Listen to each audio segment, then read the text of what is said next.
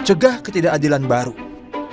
Kasus yang melibatkan bekas Ketua KPK, Firly Bahuri, mulai terbuka di persidangan perkara yang menjerat bekas Menteri Pertanian, Syahrul Yassin Limpo. Saat menjadi saksi untuk bekas Sekretaris Jenderal Kementerian Pertanian, Kasdi Subagiono, serta bekas Direktur Alat dan Mesin Pertanian, Muhammad Hatta, di Pengadilan Tindak Pidana Korupsi Jakarta pada Senin kemarin. Syahrul mengaku telah memberikan uang secara bertahap, yakni 500 juta rupiah dan 800 juta rupiah kepada Firly Bahuri. Selain menjadi saksi, dalam perkara ini Syahrul juga menjadi terdakwa bersama dengan Kasdi Subagiono dan Muhammad Hatta.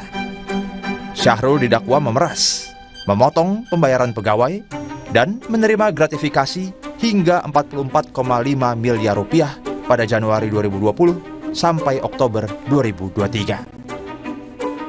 Uang tersebut untuk berbagai kepentingan pribadi Syahrul, seperti membeli parfum, ponsel, dan kacamata.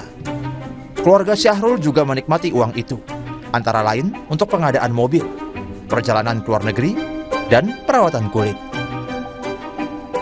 Kesaksian Syahrul tentang adanya pemberian untuk Firly tidak hanya menambah data tentang aliran uang dalam perkara ini, tetapi juga memberi gambaran kepada publik tentang kasus yang menjerat Firly. Firly sendiri telah ditetapkan sebagai tersangka oleh Polda Metro Jaya pada 23 November 2023 karena diduga menerima gratifikasi atau suap terkait penanganan kasus di Kementan pada tahun 2020 hingga 2023. Terkait penetapan ini, Firly pernah mengajukan permohonan pra-peradilan.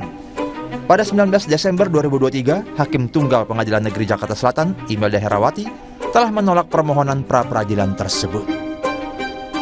Setelah lebih dari 6 bulan menjadi tersangka, Firly belum juga diadili. Dia juga belum ditahan. Terakhir, jaksa masih meminta polisi memperbaiki berkas perkara Firly.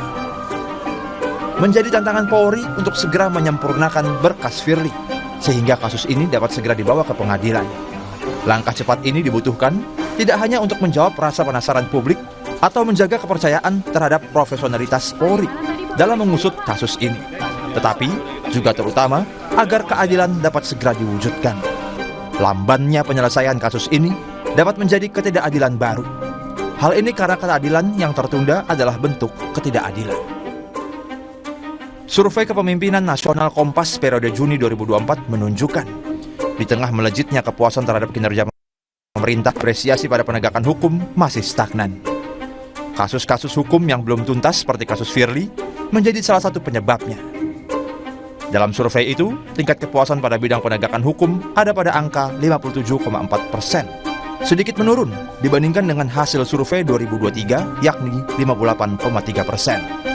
Dibandingkan dengan bidang kerja lain, yaitu ekonomi, politik dan keamanan, serta kesejahteraan sosial, kepuasan pada bidang penegakan hukum itu relatif lebih rendah. Jangan sampai kondisi ini terus berlanjut.